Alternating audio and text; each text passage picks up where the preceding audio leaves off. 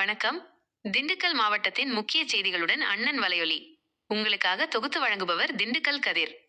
திண்டுக்கல் மாவட்டம் ஆத்தூர் சட்டமன்ற தொகுதியில் மணல் கொள்ளையை தடுத்த நாம் தமிழர் கட்சியினரின் துணிச்சலான செயல்பாடும், அதைத் தொடர்ந்து அவர்கள் மீது பதியப்பட்ட பொய் வழக்கு முறியடிக்கப்பட்டதும் தற்போதைய முக்கிய செய்தியாக பார்க்கப்படுகிறது. கடந்த வாரம் ஆத்தூரில் நாம் தமிழர் கட்சியின் சார்பில் நடைபெற்ற எழுச்சி பொதுக்கூட்டத்தை தொடர்ந்து அங்குள்ள அரசு புறம்போக்கு நிலங்களில் மணல் கொள்ளை அரங்கேறுவதை முருகபாண்டியன் தனது கேமராவில் பதிவு செய்தார். மணல் கொள்ளையை தடுத்து நிறுத்த முயன்ற அவர் மீது அங்கிருந்து கும்பல் தாக்குதல் நடத்தியதோடு காவல்துறையில் அவர் மீதே பொய் புகாரும் அளித்தது. இந்த புகாரின் அடிப்படையில் முருகபாண்டியன் கைது செய்யப்பட்டு நள்ளிரவில் நீதிபதி முன்பாக ஆஜர்படுத்தப்பட்டார். அப்போது இந்த வழக்கை முறியடித்தது நாம் தமிழர் கட்சியின் இளைஞர் பாசறையின் மாநில ஒருங்கிணைப்பாளர் வழக்கறிஞர் மாதவன் முருகன் அவர்கள். வழக்கறிஞர் மாதவன் முருகன் முருகபாண்டியன் மண்ணை காக்க ஆற்றிய மக்கள் பணிகளை ஆதாரங்களுடன் முன்வைத்து இது அரசியல் காழ்ப்புணர்ச்சியால் பதியப்பட்ட வழக்கு என்பதை தெளிவாக வாதாடினார். வாதங்களை கேட்ட மாண்புமிகு நீதிபதி அவர்கள் முருகபாண்டியனை உடனடியாக விடுவித்து உத்தரவிட்டார்.